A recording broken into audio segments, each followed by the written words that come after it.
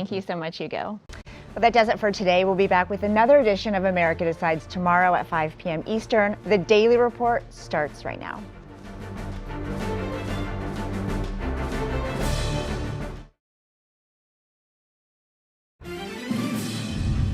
Welcome to the Daily Report on November 18, 2024. I'm Lindsay Reiser. Tonight, controversial plan. President-elect Donald Trump confirms he will utilize military assets to conduct mass deportations of undocumented immigrants on his first day in office. This as he continues to fill out his cabinet with just a few senior positions left in his administration. President-elect Trump is doling out these picks at a really rapid pace. More controversy swirling around some of President-elect Trump's picks for his incoming administration. The latest addition to his roster of nominees is Chris Wright for Energy Secretary and Brendan Carr for FCC Commissioner. The United States strongly supports Ukraine's sovereignty and territorial integrity. In at first, President Biden has approved Ukraine's use of America's powerful long-range missiles in its war against Russia. President Biden's decision has triggered a furious response from within Russia. California-based Grimway Farms is recalling its organic carrots due to a possible E. coli outbreak. The CDC says dozens were sickened in 18 states. People can still book flights on Spirit Airlines, but this is a bankruptcy filing, so that will mean changes.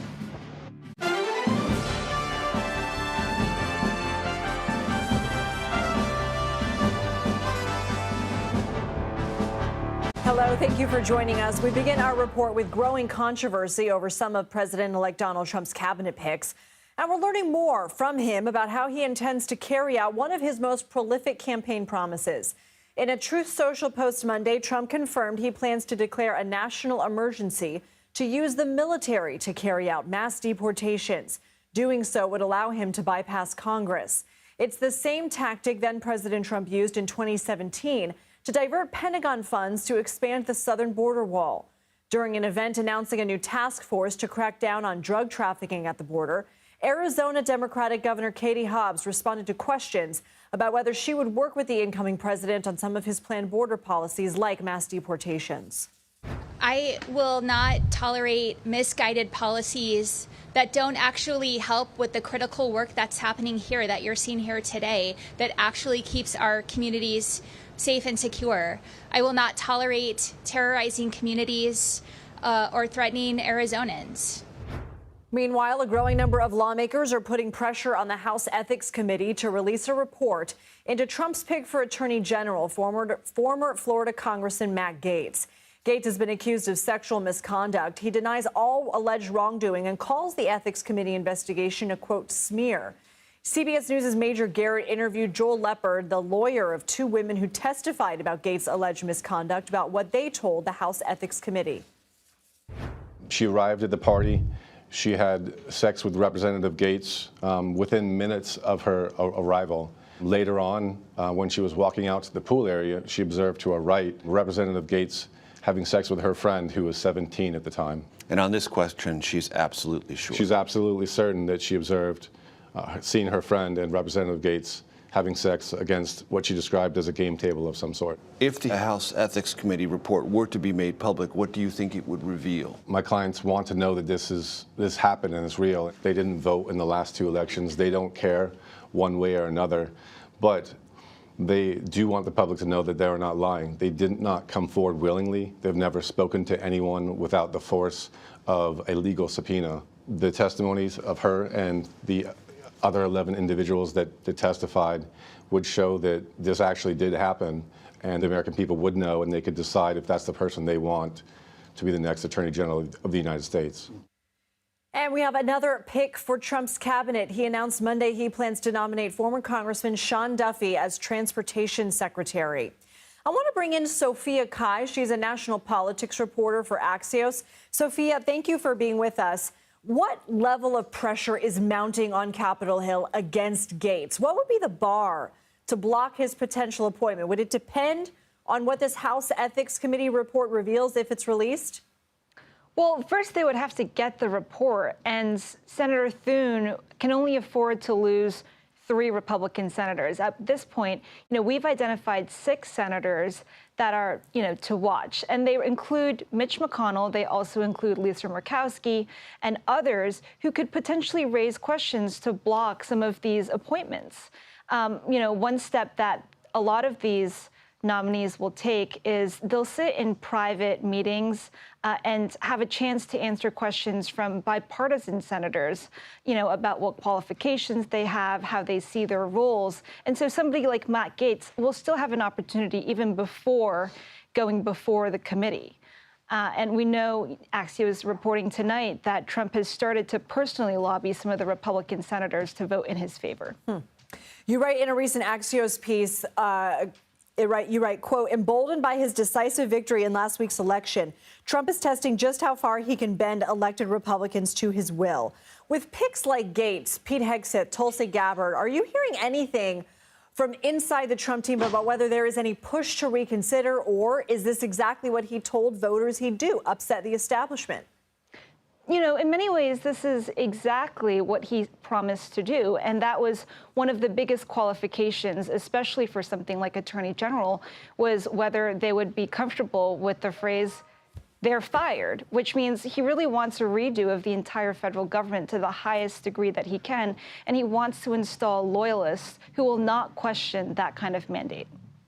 We're also hearing about some of the people closest to Trump vying for more influence with him and some possible tension, particularly between Elon Musk and Trump's longtime advisor, Boris Epstein. What's going on there, and how are both men trying to influence the incoming president? Yeah, so, my reporting says that since the day after the election, both of these men have had major roles in transition meetings where a lot of appointments were discussed. And I'm hearing that Elon Musk has been questioning the high influence that Boris has had over some key positions like top DOJ picks, as well as the position of White House counsel. And, this bubbled up in public at Mar-a-Lago on the patio last week, Wednesday night at dinner. And, it came to no surprise to some Trump senior advisors and confidants who've kind of witnessed this tension happening. Both these men are very important. Trump trusts both of them. And obviously, Boris has been around for a long time. Before we let you go, I want to ask you about our news at the top of the hour regarding mass deportations. Trump signaling he will use military assets to support his deportation pledge. What are you hearing about any potential planned opposition? I guess it would come from the Democratic side, and how Republicans are already trying to set up themselves to block any sort of pushback. Yeah, so there's been some reporting that Trump allies plan to restrict federal funding to police departments and local agencies who, do not participate. We don't know what exactly that looks like. But Democrats, especially locally in blue states, are rushing to assure their constituents that, they're doing everything that they can, including by working with immigration groups to make sure that, law-abiding immigrants and citizens are protected.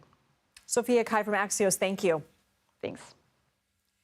A New York judge has set a February 25th start date for the criminal fraud trial of President-elect Donald Trump's former advisor, Steve Bannon.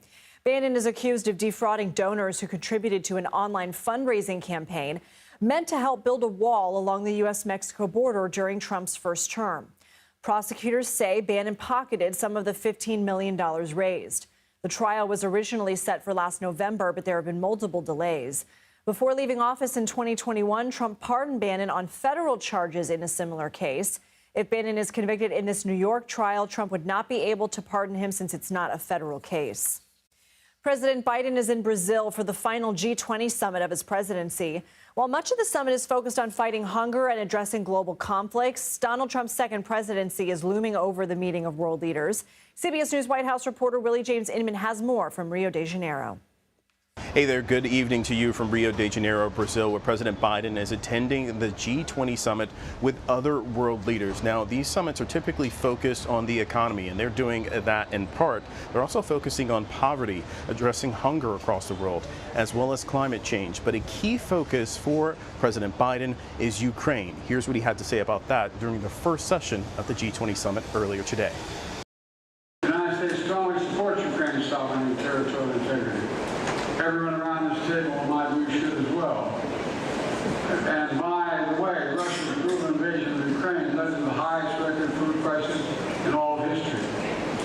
Now, as I mentioned, there's no shortage of issues that these leaders have to discuss, but perhaps one person in particular that is being discussed behind the scenes amongst the leaders is President-elect Trump. His shadow looms large here at the G20 summit and also over the weekend at the APEC summit in Peru.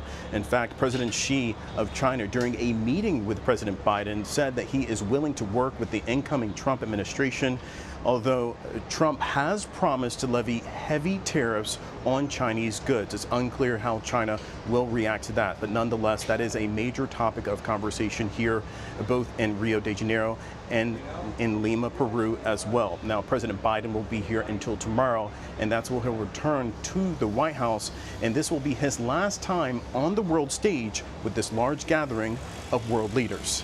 Back to you. Willie James Inman, thank you. Ukrainian officials say at least 10 people were killed and 44 wounded in a Russian missile attack on the city of Odessa Monday. Ukraine's President Volodymyr Zelensky says the strikes targeted a residential neighborhood, including an apartment building. The attack comes one day after President Biden authorized Ukraine to strike deeper into Russian territory using U.S.-supplied weapons. CBS News senior foreign correspondent Holly Williams has more from Western Ukraine. Ukraine's been using American-supplied ATACMS against Russian forces since last year. Some of the missiles have a range of close to 200 miles. But before now, the US had refused the Ukrainians permission to hit targets inside Russia, concerned about an escalation in the conflict. Colonel Maxim Balagura of Ukraine's state border guard hinted last month about what the Ukrainians could attack with the powerful US weapons. If the US would allow you to use ATACMS to hit Russia, what difference would that make? If the Russians don't have any ammunition or any planes, then manpower won't matter, he told us. In recent months, Russian forces have been gaining ground and targeting Ukraine's cities with deadly glide bombs, Soviet-era ammunition retrofitted with wings and GPS.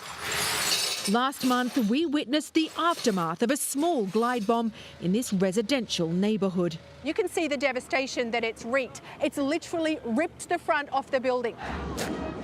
And now Russia's military's been bolstered by more than 10,000 North Korean soldiers. They may join an offensive to retake territory in Kursk in southern Russia, where Ukraine launched an audacious incursion in August. In September, Vladimir Putin said that if the US allowed Ukraine to use ATACMS inside his country, it would mean that America and Russia are at war.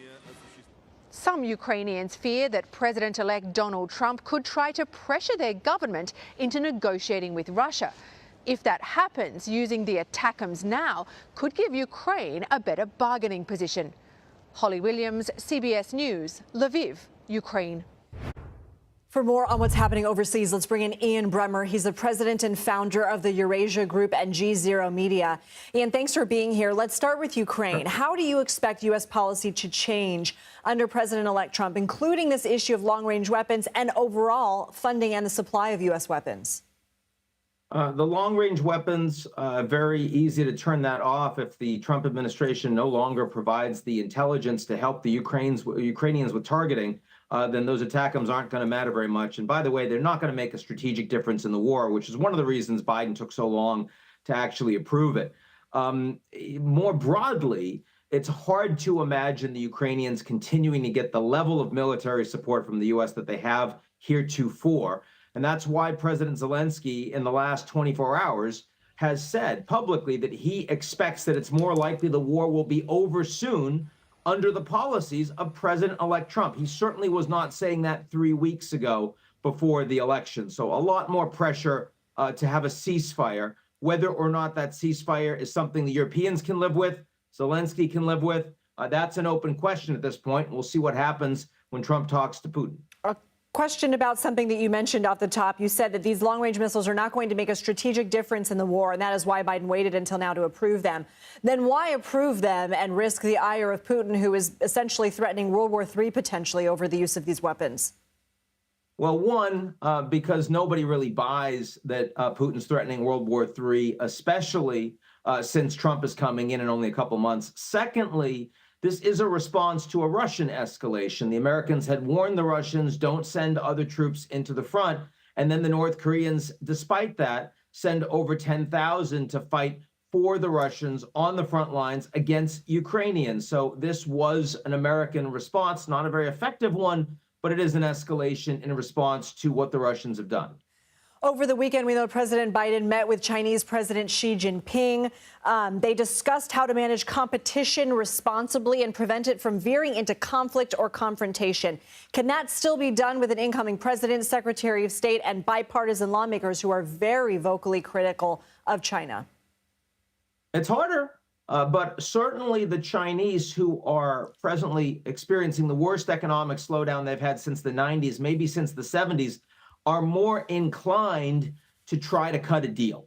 And behind the scenes, they've been talking about what they might offer to an incoming Trump administration to try to stop the Americans from putting 60% tariffs on, to begin negotiations. They've talked about buying more American goods, maybe having BYD set up factories for American workers for electric vehicles in the United States, buy more treasuries, maybe do a peace conference coordinating with the Americans on Ukraine. I mean, this is a Chinese administration that is worried about what might happen if a gloves-off Trump administration comes in and hits them hard economically. If that happens, they will respond with further tariffs. This will hurt American consumers, but the Chinese are more worried than the Americans are right now.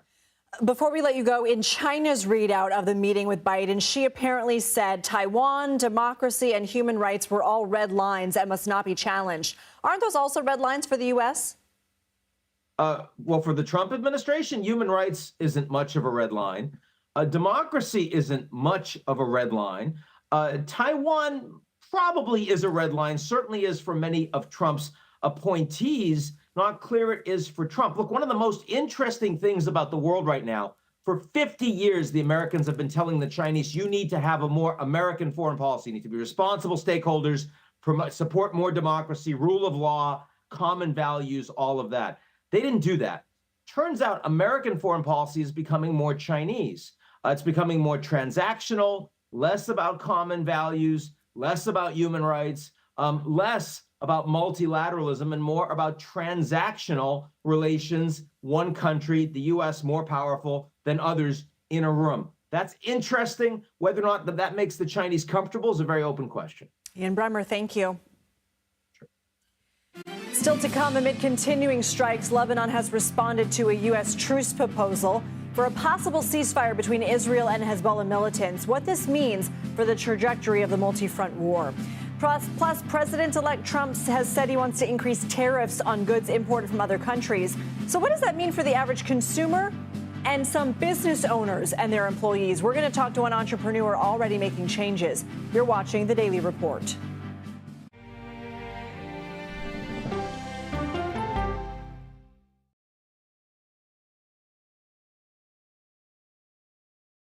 Come on, Julia. Oh, no. I will if you will. You go, gal. That's right.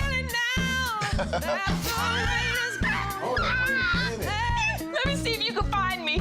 I want to make sure that my voice is heard, but also that I lift up other voices. You can't write a better script. Yeah, boy! It's gonna be a ride. Sunshine.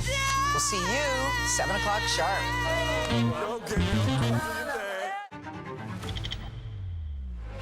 How fast do you think you were going? 195 miles an hour. This is incredible. How close did you actually come to being killed? That close.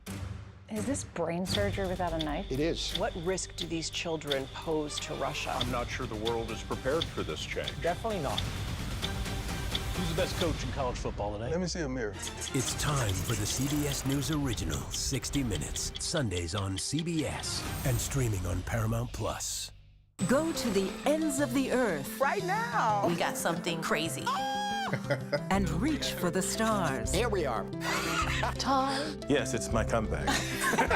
Hey, this is pretty fun. But wait, there's more. Experience thought-provoking, Welcome to the idea of being a human being. innovative, and truly original reporting. Look through a telescope and go, wow. Because there's always something new under the sun on CBS Sunday morning.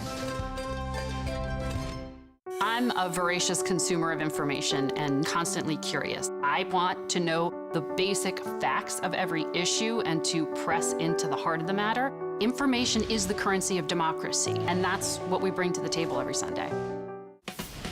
When you need your sports news all the time, we've got breaking news to bring to you. CBS Sports HQ gives you a snapshot of all the sports that matter to you. Big news coming out of the NFL. A lot of movement in the rankings this week. With highlights. What a finish at the final round of play. And in-depth analysis. Can they three-peat? Tony Romo joins the conversation. What can you say about this game? When you need your sports in a snap, we're bringing you that breaking news right here on HQ. Find it on CBS Sports HQ. Streaming free anywhere you are.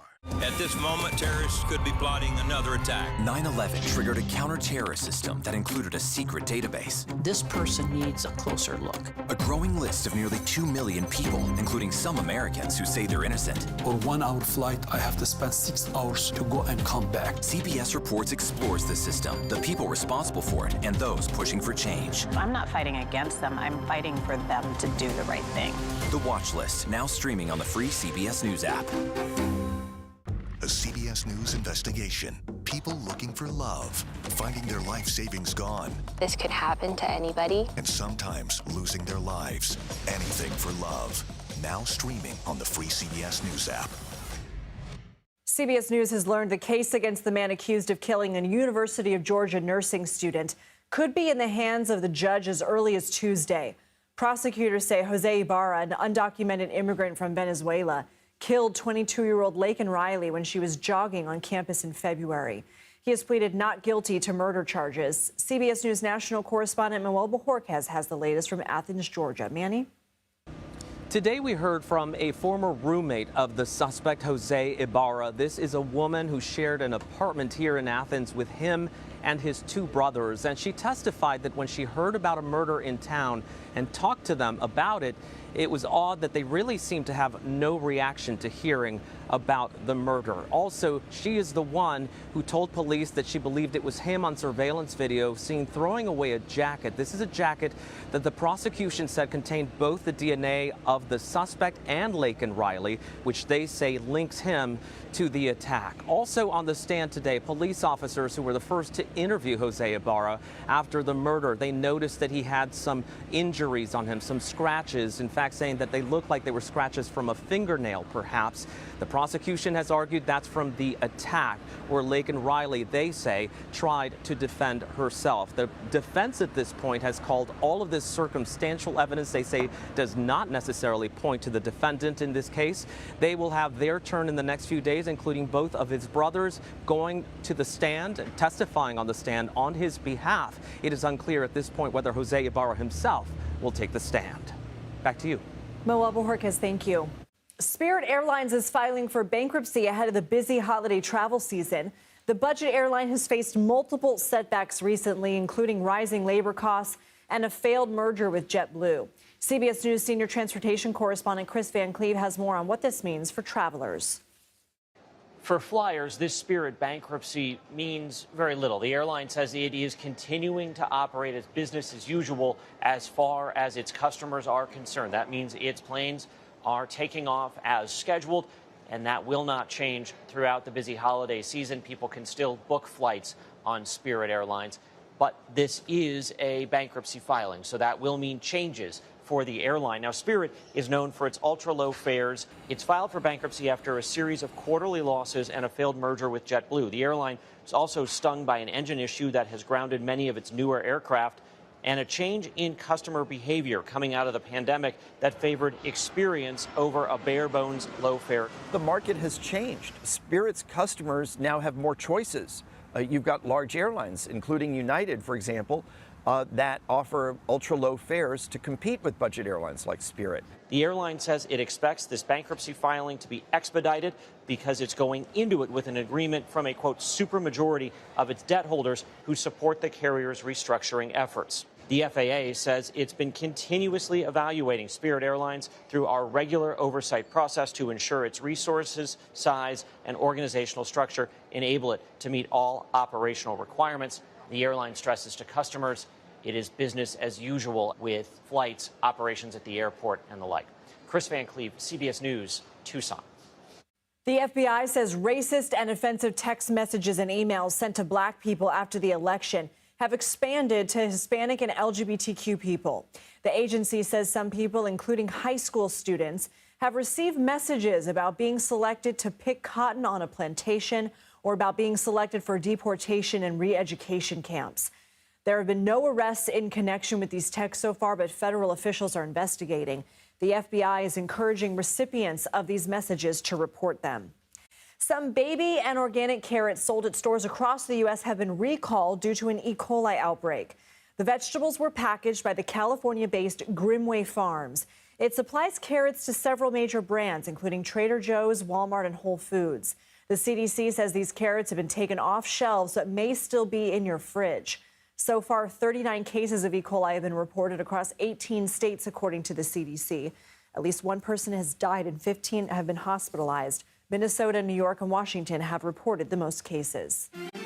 At least two of President-elect Donald Trump's cabinet picks are involved in controversy. Now there are questions about whether Matt Gaetz and Pete Hegseth have the support to get confirmed for their intended roles. Our congressional correspondent Nicole Killian has new reporting. You're watching The Daily Report.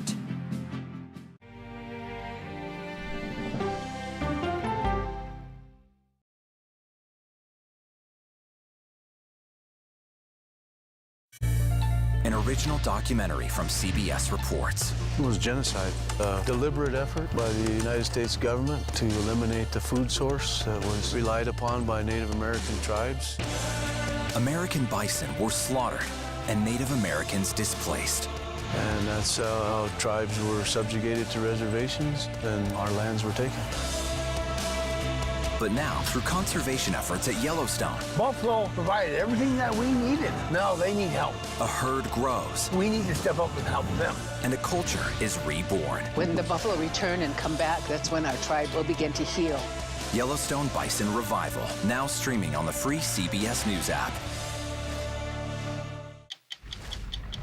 Oh, wow. Look at this. Let 60 Minutes take you on a private tour of the National Archives. So there may be treasures like this buried in boxes. Historical secrets from America's past. So this is original from 1778?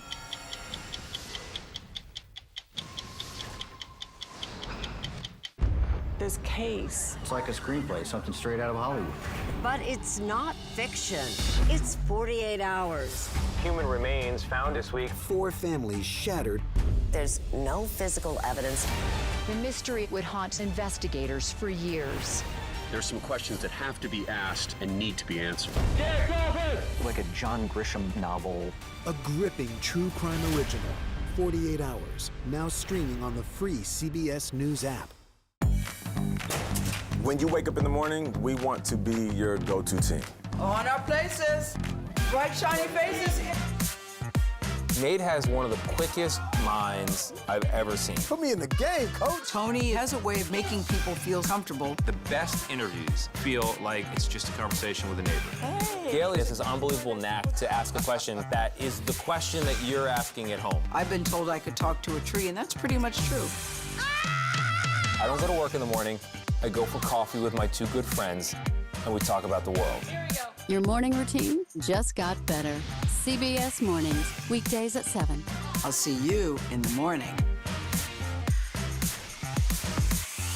Listening to how someone explains themselves is so key to understanding their perspective. The grief of losing a child is immense. You can't breathe. After decades of the war on drugs, things have only gotten worse. Every shipment of fentanyl is a ticking time bomb. 50 times more powerful than heroin. CBS Reports goes deep into Mexico. What is your role in the Sinaloa cartel? To find out why the cartels keep getting stronger and wealthier. This is a war, but we're not fighting it. Our citizens are dying.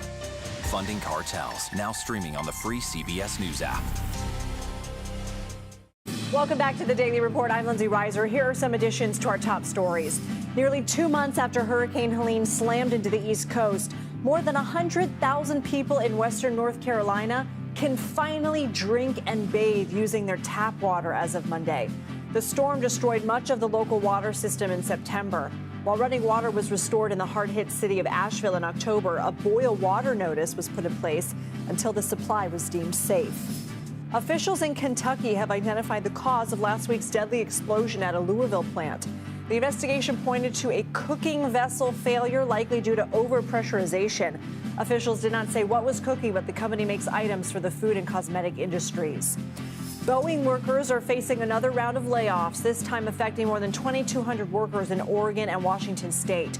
It's part of the manufacturer's plan to cut 10% of its global workforce. Recent job cuts have included engineers and production workers. As we've been reporting, some of President-elect Donald Trump's picks to fill his cabinet are drawing controversy. Matt Gaetz, Trump's planned attorney general nominee, and Pete Hegseth, who he plans to appoint as defense secretary, are embroiled in sexual misconduct allegations. Both men have denied any wrongdoing, but the allegations have both Democratic and Republican lawmakers questioning whether Trump's anticipated nominees will pass the confirmation process. Senate Judiciary Chair Senator Dick Durbin had some scathing words for Gaetz as Attorney General on the Senate floor Monday. The clearest illustration of Trump's resolve to remake the Justice Department into his personal political law firm is his intent to nominate former Congressman Matt Gaetz to be Attorney General. Let me be clear. Former Congressman Gaetz is the least qualified person and the most radical person ever to be nominated to be Attorney General. CBS News congressional correspondent Nicole Killian joins me now. Nicole, you have some new reporting that the House Ethics Committee will meet this Wednesday. What can we expect? Well, there is a lot of speculation around this particular meeting because we do know that the panel was due to meet last week, but ultimately canceled that session after Congressman Gaetz resigned and after he was named as the Attorney General pick by the president-elect. But there is some speculation about whether or not the committee may vote potentially on releasing this report. Right now, many of the members of the Ethics Committee aren't saying, although some of them have acknowledged to reporters this evening that they have had a chance to review this report. And some of them do believe that it should be released publicly. But either way, it is a significant development because for the most part, this investigation has all been scuttled in light of Gaetz's resignation. You know, the committee can't pursue further investigation at this point, so they do need to make a decision whether or not to make what information they've gleaned thus far public. And Trump's choice for Defense Secretary Pete Hegseth is also facing sexual assault allegations, with Hegseth denies. With the growing scrutiny of some of the incoming president's planned nominees, has anything shifted in terms of Senate Republicans' willingness to allow recess appointments?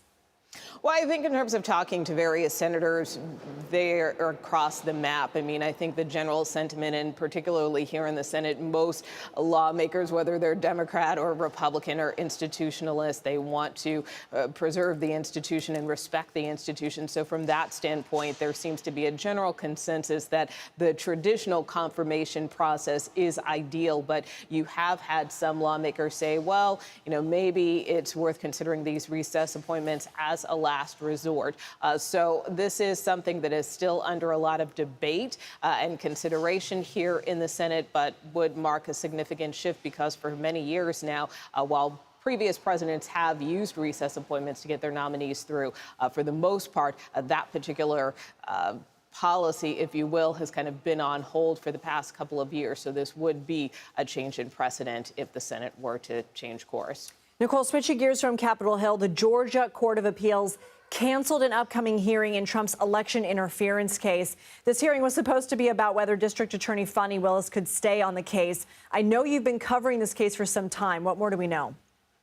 Well, this also is a significant development in the sense that, you know, this is one of the few cases that could potentially move forward if the president-elect advances to the White House, which we expect that he will. But I mean, this is an investigation because it was a state case that doesn't necessarily have any impact. For instance, we know the Department of Justice appears to be wrapping up its federal investigations into the president-elect. But in a state case like this one here in Georgia, that is not necessarily the case. But prior to the president-elect getting elected, we do know that obviously there was a lot of controversy with respect to this particular case in Georgia, given the district attorney's involvement with a special prosecutor who has since resigned. So this appeals court hearing was supposed to be about whether or not she could stay on the case. Now that that has been canceled, that effectively puts this case on hold.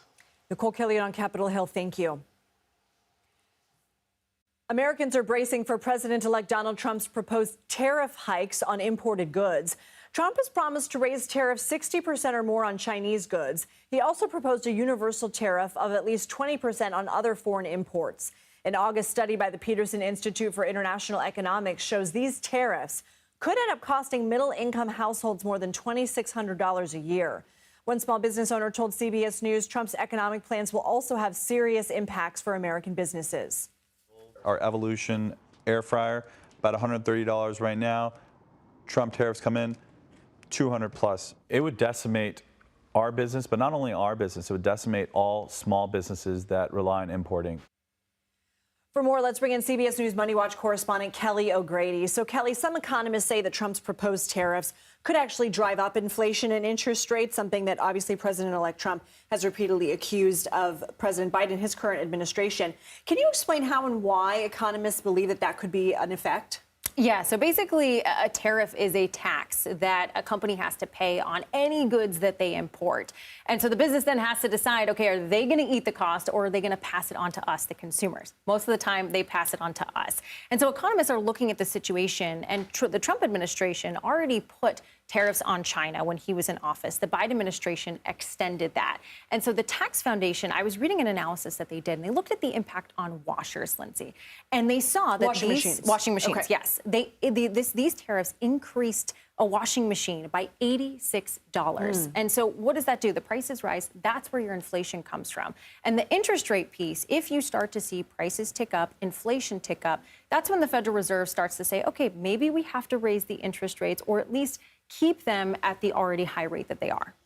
How will these proposed tariffs affect consumers and businesses both here in the United States and on a global scale? And is it a guarantee that this is going to happen, that these tariffs will be put in place? Isn't Trump also saying he'll use it as a negotiating tactic? That's exactly right. And that's a really important point, because I think a lot of us are saying, oh, should I run out and buy things right now?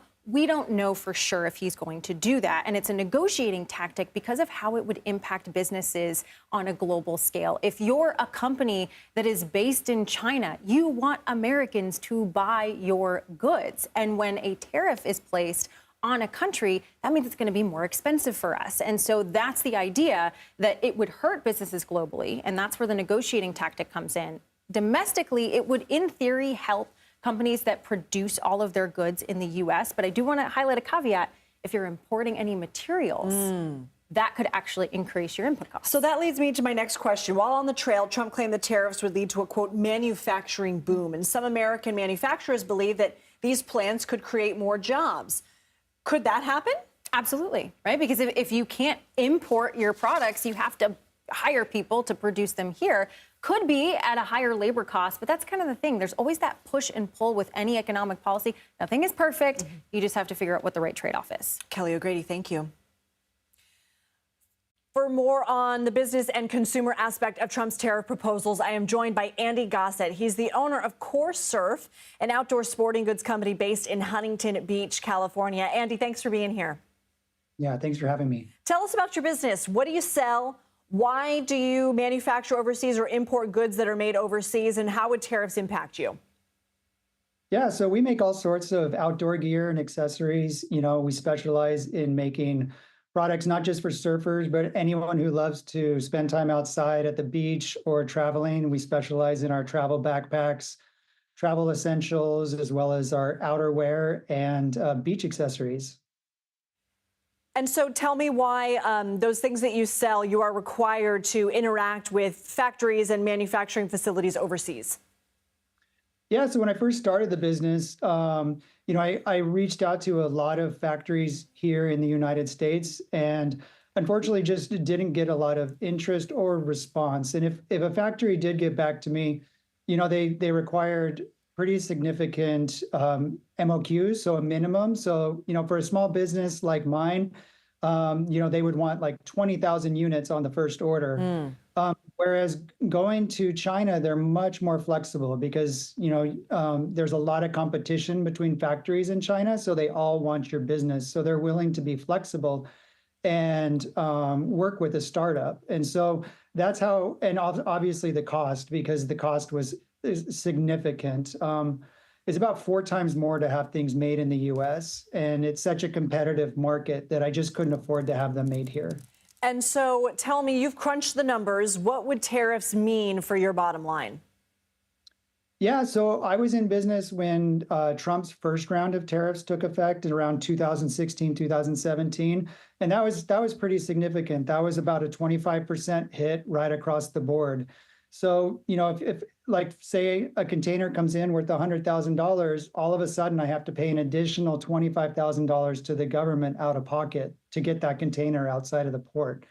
And so if you're going to look at another 60% on top of that, that's a whopping 85% tariff that I now have to pay before I can get my container outside of the port. So that's going to be extremely difficult for a small business like mine to pay for.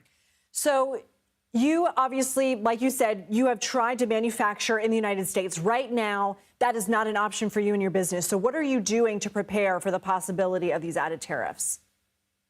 Yeah, so right now we're not really sure if Trump is going to do, you know, a specific tariff, maybe targeting specific industries like electric cars or electronics, or if it's going to be like last time where it's just across the board, 60% on everything. So what I'm doing is reaching out to both manufacturers here in the US again, as well as factories in Vietnam and in Mexico. Luckily, in 2017, 2018, I started manufacturing some items in Vietnam. So I do have some contacts there, but they're just not as sophisticated as the factories in China yet. They're just not quite ready for that, nor do they have the infrastructure. And they also have to import the materials from China. So Andy, let me ask you something, because I have very little time left with you, but I do want to ask you a twofer.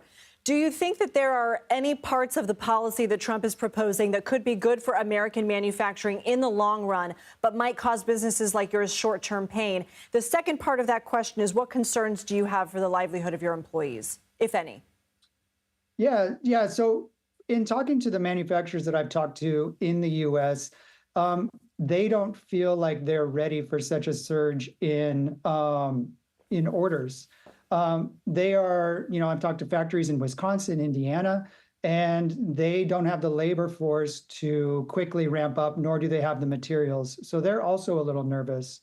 And then in regards to my employees, like I said, if I'm taking this big hit, paying all these additional tariffs, my employees are concerned because it is going to be a very big hit to take, and I'm going to have to make some tough decisions. So yeah, we are all a little bit nervous about what's to come down the road. All right, Andy Gaetz, thank you so much for coming on, and we hope that you'll come back and provide us with an update. Thank you. There are signs of progress on at least one front of the conflict in the Middle East. CBS News foreign correspondent Elizabeth Palmer has the latest on reports of a potential ceasefire deal between Israel and Iran-backed Hezbollah in Lebanon. In spite of the attacks continuing on both sides, it does appear that a ceasefire deal between Hezbollah and Israel is in the works and getting closer. The American envoy, say Lebanese reporters, is due in Beirut tomorrow, although Washington hasn't yet confirmed.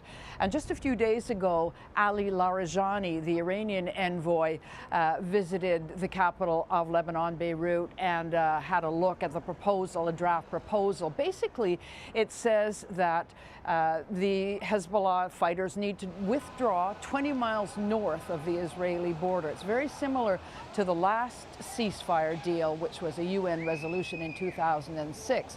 The sticking point now is who is going to police it. The Lebanese want their own army to make sure that both parties are sticking to the deal, and they're resisting international pressure at the moment to have some other country, perhaps Germany, keep an eye on things. But we should see a draft proposal in the coming days and maybe even a signed deal before the new year, which would be a great relief to everyone. Back to you. Elizabeth Palmer in Tel Aviv, thank you. President-elect Trump has pledged to drill, baby, drill on day one in office. Ahead, we take a closer look at the environmental impact of some of his potential energy and climate policies. You're watching The Daily Report.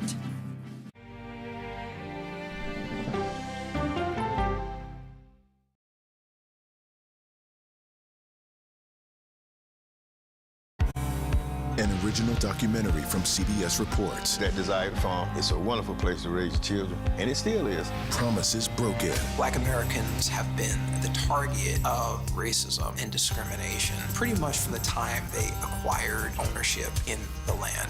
Costing black farmers hundreds of billions in generational wealth. They did everything to make sure we were run off that land. But communities are uniting to continue the fight. Collective ownership is powerful. To keep their land and their dreams alive. To watch my children play on land that we own means everything. So land is power. Most definitely. 40 Acres and a Mule, now streaming on the free CBS News app. Go to the ends of the earth. Reach for the stars. Yeah, I just took off. That kind of thing. Oh, that's pretty good. Because there's always something new under the sun on CBS Sunday morning. I can see clearly now. Clearly, CBS Mornings. Weekdays on CBS. Yeah! Tony, coming? No, I'm gonna stick around for an hour. CBS Mornings Plus with Adriana Diaz and Tony DeCopel, right after CBS Mornings. It's just like mornings. Plus fun. Oh, yeah, it's gonna be a bright, sunshiny day. These 7 miles of tunnels were the secret storage site for fuel for the Navy's Pacific Fleet in planes. So this is one of the tanks. Oh my gosh. What happened 20 stories below ground is a story for 60 Minutes. This thing that was a lifeline for the fleet is a threat. That's right.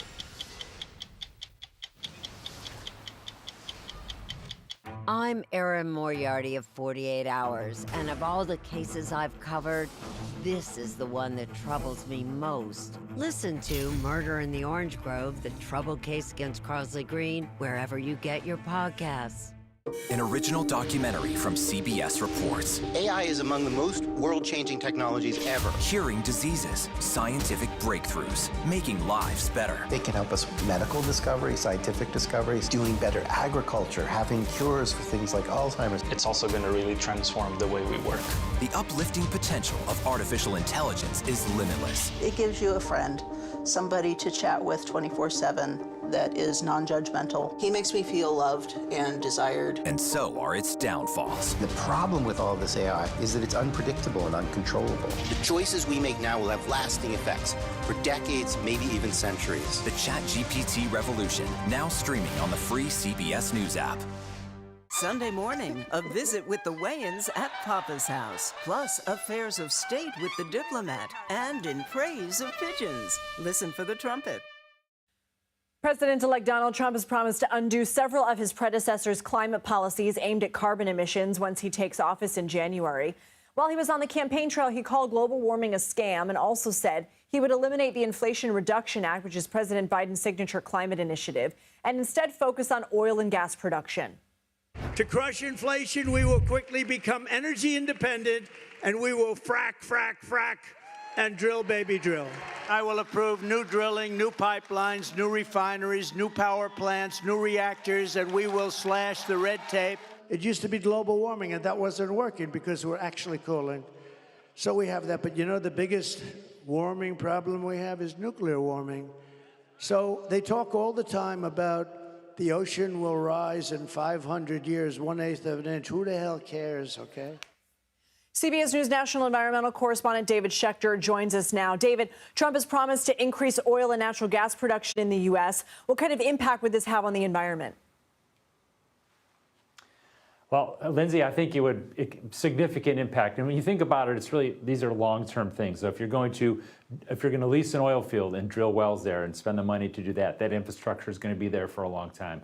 If you can build a pipeline to get that oil down to the coast and be able to ship it out, that's going to be there. If you have these terminals that you put the natural gas on and send it off to countries around the world, these are major investments. So if the U.S. now gets more into oil and gas, makes these investments, that's now baked into the cake for a long time, that these increase of emissions and more drilling of natural gas, more drilling of oil will be with us for a long time. So there will be a legacy effect of making these kinds of changes in our energy policy.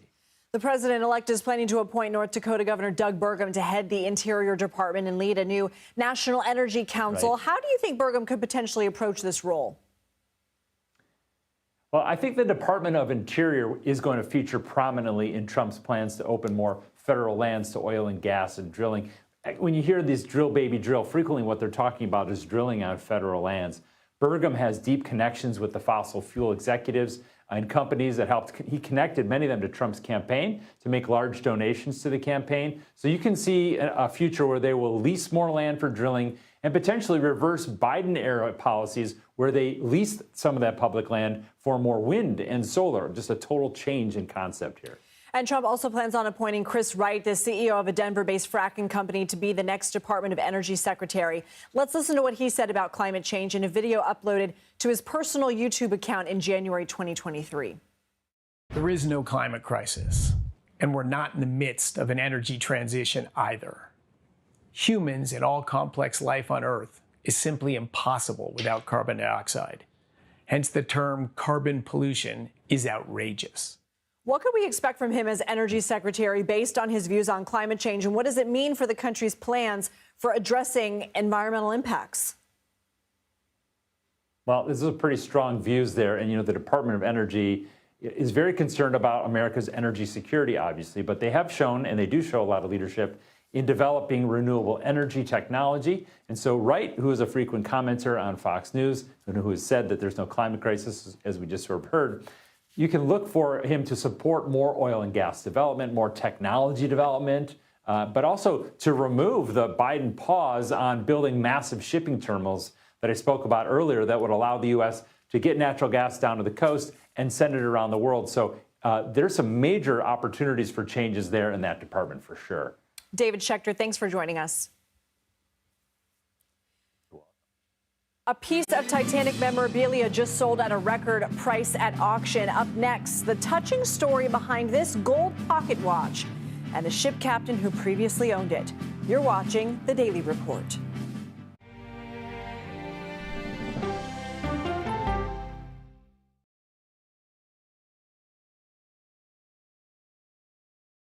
Go to the ends of the earth. Right now, we got something crazy. And reach for the stars. Here we are. Time. Yes, it's my comeback. Hey, this is pretty fun. But wait, there's more. Experience thought-provoking, Welcome to the idea of being a human being. innovative, Da-da-da-da. and truly original reporting. Look through a telescope and go, wow. Because there's always something new under the sun on CBS Sunday morning. At this moment, terrorists could be plotting another attack. 9/11 triggered a counter-terrorist system that included a secret database. This person needs a closer look. A growing list of nearly 2 million people, including some Americans who say they're innocent. For 1 hour flight, I have to spend 6 hours to go and come back. CBS Reports explores the system, the people responsible for it, and those pushing for change. I'm not fighting against them. I'm fighting for them to do the right thing. The Watch List, now streaming on the free CBS News app. Don't miss true crime anytime you want, anywhere you go. With the 48 Hours podcast. Real crimes, real lives, real justice. There's some questions that have to be asked and need to be answered. Listen to 48 Hours on Apple Podcasts. An original documentary from CBS Reports. Imagine yourself in Manhattan with no police, no army, no mayor. The people of Haiti stare down poverty, corruption, natural disasters, and violence. 90% of the guns that are used by gangs in Haiti are American guns. But with an unbreakable spirit and eternal optimism. There are days where I cry, but we can't be discouraged. We still believe in Haiti. They're still able to look ahead with hope. Haiti is on the brink of transformation, a radical shift. Haitians are coming together and saying things must change. Fighting for Haiti, now streaming on the free CBS News app. Hey there, welcome to The Uplift. I thought she was a groom, and I stepped back and I went, oh, you're the queen. She's going to be with me every instant that I'm alive. I just wanted to see if you'd go to Disneyland with me today. I look over at him and he's smiling. I'm going to remember that the rest of my life. They told us when he was going to be born, he was only going to live for 30 minutes. It's really a miracle that he's with us today. The Uplift, stream now on the free CBS News app. When you wake up in the morning, we want to be your go-to team. On our places, bright, shiny faces. I don't go to work in the morning. I go for coffee with my two good friends, and we talk about the world. Your morning routine just got better. CBS Mornings. A CBS News investigation. People looking for love, finding their life savings gone. This could happen to anybody. And sometimes losing their lives. Anything for love. Now streaming on the free CBS News app. A pocket watch has set the record for the most expensive piece of memorabilia connected to the Titanic disaster, selling for nearly $2 million at auction. This 18-karat gold Tiffany & Co. watch is given to the captain of the RMS Carpathia, Arthur Rostron, by the widows of 3 wealthy men on board the Titanic when it sank. After a radio operator heard the Titanic's distress call, Rostron turned his passenger ship around, navigating icebergs to reach the wreck. He and his crew rescued more than 700 passengers, including the women who gifted him the watch. On it, they had engraved it with the message, "With the heartfelt gratitude and appreciation of 3 survivors." The watch's new owner is now a private collector in the U.S. The Thanksgiving holiday season could see a record-breaking number of travelers take to the roads and the skies. AAA is projecting nearly 80 million people will travel at least 50 miles from November 26th to December 2nd, an increase of 1.7 million from last year. Just where is everyone going? According to AAA, the top 3 destinations in the U.S. are all in Florida. Take a look on your screen. Orlando, Miami, and Fort Lauderdale, followed by New York City and then Anaheim. Here's a look at some of the stories we're covering in our next hour. More details on what President-elect Trump plans to do once he gets back into the Oval Office, starting with mass deportations. President Biden attends one of the last international events of his term, the takeaways from the G20 summit as world leaders discuss global crises. And the biggest budget airline in the country empties its pockets, what Spirit Airlines bankruptcy means for passengers. You're watching CBS News.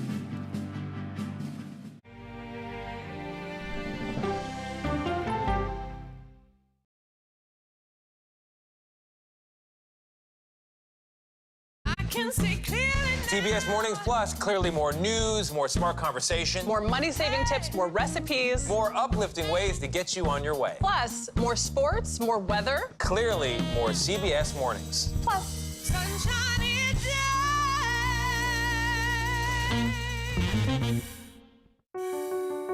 Washington is the seat of power. National security, foreign policy, global economics, every story comes through Washington in some way. We bring some of the most powerful voices in America to the table.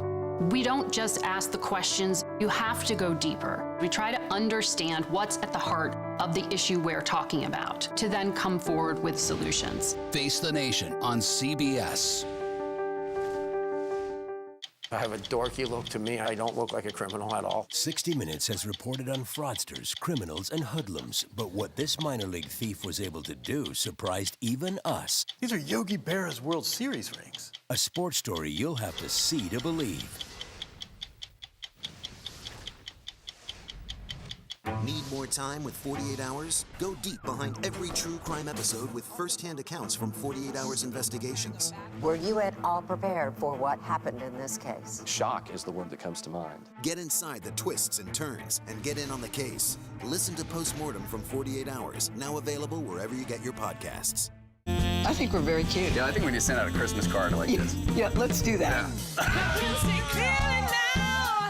Dollar Jill. If you can't get into the market, it's okay. Renting is fine. I wonder how Serena is feeling. That's a really good question. No one's asked me that yet. You're 70 years old? 70, yeah. I'm 21.